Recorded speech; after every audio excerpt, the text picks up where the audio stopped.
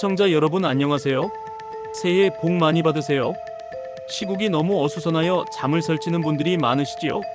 적을 알아야 싸울 수 있으니 오늘은 북한의 사이버전 도발에 대응하기 위해 그 실태를 자세히 알아보겠습니다. 구독과 좋아요, 알림해주시면 더 힘이 나겠네요. 그럼 바로 시작할게요. 오늘날 우리는 두 개의 세상에서 살고 있습니다. 하나는 일상의 3차원 물질 세계이고 다른 하나는 누구나 한 대씩 가지고 있는 PC와 모바일로 구현되는 사이버 세계입니다. 세계 최고 수준의 디지털 환경은 우리 삶의 편익과 국가 경쟁력을 더 높이는데 크게 기여하고 있지만 사이버 공간을 이용해 대남혁명을 하려는 북한 사이버 전사들의 혁명 전쟁터로도 활용되고 있습니다. 북한은 일찍부터 우리의 우수한 디지털 환경을 이용한 사이버전을 새로운 전쟁 수단으로 인식했습니다. 북한의 김일성, 김정일을 이어 김정은은 2013년 8월 사이버전은 핵미사일과 함께 우리 군대의 무자비한 타격 능력을 담보하기 위한 만능의 보검이라며 사이버전을 핵미사일과 함께 3대 공격 수단으로 간주하고 강력한 사이버 공격 능력 보유를 주문했으며 2014년 정찰총국 예하 121국 지도 시에는 적들의 사이버 거점을 한순간에 무력화할 준비를 갖출 것을 지시했습니다. 3대에 걸친 수령들은 사이버전을 과학, 기술이 발달한 현대전의 특징이며 남조선 혁명을 위해 핵미사일의 버금가는 강력한 전쟁 수단으로 인식을 공유하고 있습니다. 즉 수령 권력의 세습과 사회 정치적 생명으로 영생하며 혁명과업과 그 과업 수행 방법도 계승되고 있는 것입니다. 이들은 공작원을 교육 난파하여 지하당 구축을 통해 추진했던 고전적 남조선혁명 공작 방식이 간첩단 검거에 따른 국제적 비난과 반복의식 고취 등의 위험성 및 고비용, 장기성 등의 많은 문제점을 가진 반면 사이버 혁명 공작 방식이 북한 지도원과 난파 공작원 지하당원 간 쌍방교류의 편의성, 효과의 신속성과 광범위한 확산성, 비용의 저렴성, 무엇보다 공작 수행 간에 발생할 수 있는 위험성을 획기적으로 낮출 수 있다는 것에 착안했을 것입니다. 그리고 1980년대 이후 한국의 좌편향된 정치 지형의 변화와 대남혁명 공작에서 저비용 고효율, 안정성을 보장하는 남한 사회의 고품질 사이버 환경은 남조선 혁명 역량 강화에 최적 여건을 제공하고 있습니다. 따라서 북한 3대의 수령들은 남한 사회의 취약점과 거의 해방구가 되다시피 한 사이버 공간을 공략하기 위해 사이버 혁명 역량을 지속 강화하였고 그 산물인 정예화된 북한의 사이버 혁명 전사들과 남한의 종북 사이버 혁명 세력은 남조선 혁명의 새로운 주력군이 되었다고 볼 수 있습니다. 북한 김정은과 인민군 지도부는 걸프전 1991년, 코소보 전쟁 1999년 사막의 폭풍, 작전 2003년 등을 지켜보면서 미국을 비롯한 서방 국가들의 현대전 수행 방법에 충격을 받고 전자전의 중요성을 인식하면서 사이버 전력 육성에 총력을 기울인 것으로 알려져 있습니다. 북한의 사이버전 관련 정보는 극히 제한적이긴 하지만 관련 연구 논문과 기사들에 따르면 크게 사이버전 지휘 통제, 사이버전 역량 육성, 사이버 공작 수행 등 세 가지로 정리할 수 있습니다. 첫째, 북한의 사이버전 지휘 통제는 2009년 2월 헌법 개정을 통해 국방위원회를 국가주권의 최고 지도기관으로 위상을 강화하면서 분산된 대남해외 공작부서를 통합해 김정일 국방위원장 직속으로 정찰총국을 신설하고 대외 공작 업무를 총괄하게 했습니다. 2016년 6월 국방위원회 폐지와 동시에 국무위원회를 신설하고 김정은이 관련 업무를 총괄하고 있는 것으로 추정됩니다. 따라서 정찰총국 산하에는 신설된 전자정찰국, 사이버전자지도국 일명 121국과 91소의 거부대, 31, 32소 사이버 심리전 자료조사 실정 치경제사회기관 해킹기술정찰조, 110연구소군, 전략기관 사이버 공격 등이 있습니다. 인민군 총참모부 산하에는 적공국 예하 204소와 지휘자동화국의 해킹통신 프로그램 개발이 있습니다. 노동당 산하에는 통일전선부 예하 작전 첫 사이버 심리전과 225국 국무위원회의 통제받음, 사이버 드보크 개발 및 운용, 사이버 수단을 이용한 간첩, 지령과 교신 등이 있으면 또 통일전선부는 조국통일연구원, 조국평화통일위원회, 반제민족민주전선, 해외동포원호위원회, 제북통일촉진협의회, 조국통일민주주의전선, 범청학년 등 전위 조직을 운영하고 있습니다. 그 외 국가안전보위부와 조선인민군 보위사령부에서도 자체 대남공작부서를 운영하고 있습니다. 이처럼 북한은 2009년 대외 공작 전담 부서들을 한 차례 통합했지만 사이버전은 기능별로 나뉘어 여러 기관에서 공작 업무를 수행하고 있습니다. 특히 사이버 심리전은 그 기능이 여러 부서에서 중복적으로 수행하고 있음을 확인할 수 있습니다. 둘째, 사이버전 역량 육성은 어린 영재에서부터 출발합니다.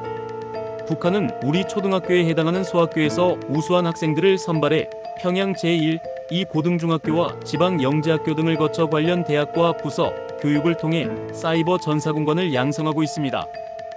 고등교육기관으로는 김일성 종합대학 컴퓨터과학대학, 김책공업종합대학 정보기술대학, 함흥컴퓨터기술대학 등이 있으며 이들 학교를 졸업한 학생들은 사이버공작원 전문양성 기관부서인 김일성군사대학, 김일정치군사대학 총참모부 직속, 종전지휘자동화대학, 일명 미림대학, 모란봉대학 정찰총국 직속에서 사이버 전문 교육을 받고 인민군 군관 계급을 부여받으며 정예 사이버 전사가 된다고 합니다.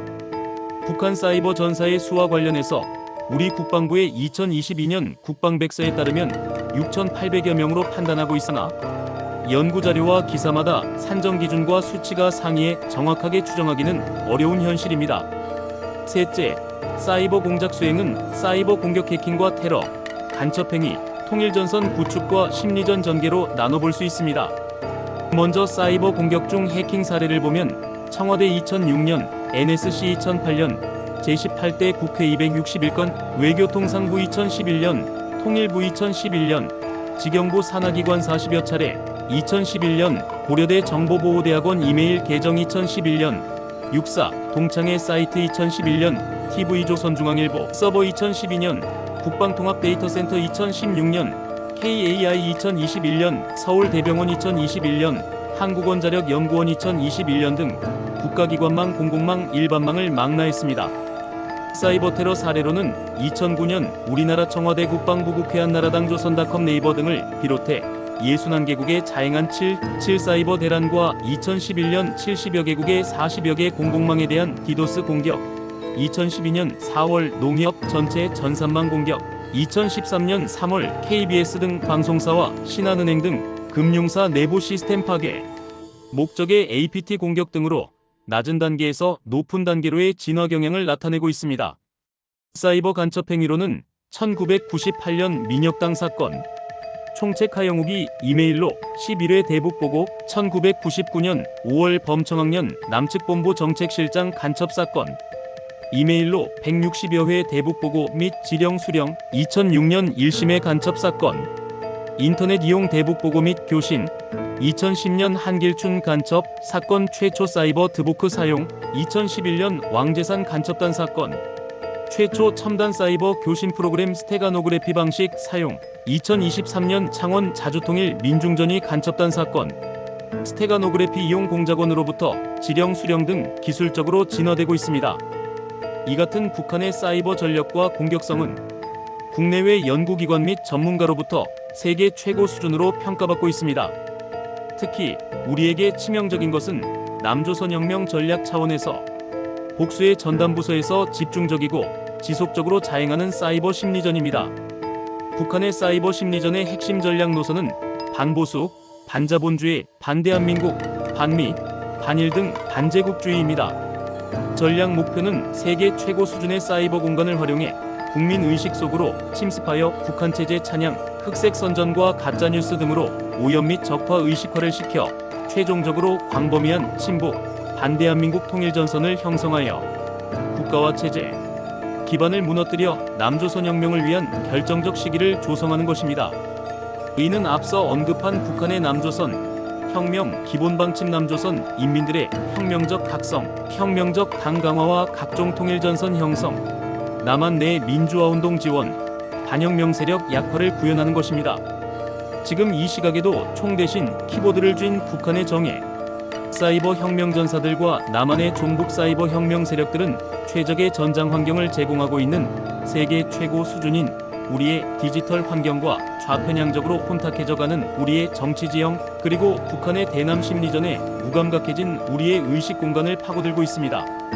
특히 지금 우리 사회는 북한과 중국의 해킹 조직에 의한 선거관리위원회 홈페이지, 해킹 의혹 등으로 부정선거 의혹이 증폭되어 급기야 비상계엄이 선포되었고, 이로 인한 헌정사 최초로 현직 대통령이 체포 구금되는 등 헌정마비 사태에 직면해 있습니다. 우리는 이럴수록 강력한 사이버 보안 시스템을 구축해야 합니다. 또한 사이버 공격에 대한 우리 국민의 인식을 높이고 주의를 경계해야 합니다. 그리고 국가안보 차원에서 북한을 능가하는 사이버 전력을 조속히 육성해야 할 것입니다. 지금까지 자유평화통일TV의 통일톡이었습니다. 자세한 내용은 월간 자유지 작년 12월호에 게재된 유판덕 박사의 대남혁명 전략 차원의 북한 사이버전 수행 능력 및 위협의 특징이라는 기고문을 참고하시기 바랍니다. 감사합니다.